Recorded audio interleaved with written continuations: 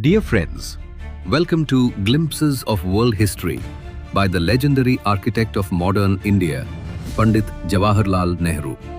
We started discussing glaciers because of my reference to the Ice Age.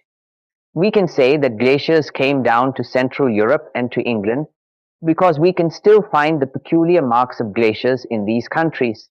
They are to be found on the old rocks, and this makes us think that it must have been very cold all over Central and Northern Europe then.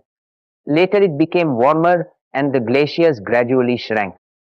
Geologists, the people who study the history of the earth, tell us that this cold spell was succeeded by a warm spell when it was even warmer than it is today in Europe.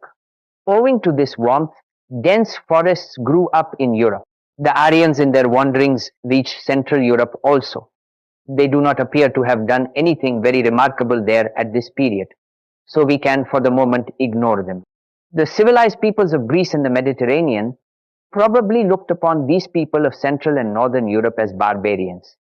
But these barbarians were living a healthy and warlike life in their forests and villages and unconsciously preparing themselves for the day when they were to swoop down and topple over the governments of the more civilized peoples of the South. But this happened long afterwards, and we need not anticipate. If we know little about Northern Europe, we know nothing at all about great continents and tracts of country. America is supposed to have been discovered by Columbus, but that does not mean, as we are finding out now, that civilized people did not exist there before Columbus went there. But anyhow, we know nothing of America in those early days of which we are speaking, nor do we know anything about the continent of Africa, Egypt, of course, being excepted, and also the coast of the Mediterranean. Egypt was at this period probably at the decline of her great and ancient civilization, but even so, it was a very advanced country in those days. We have now to consider what was happening in Asia.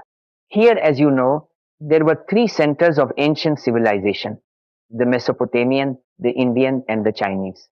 In Mesopotamia and Persia and Asia Minor, empire after empire came and went even in those early days. There was the Assyrian Empire, the Median, the Babylonian, and later the Persian. We need not go into the details of how these empires fought each other or remained at peace for a while side by side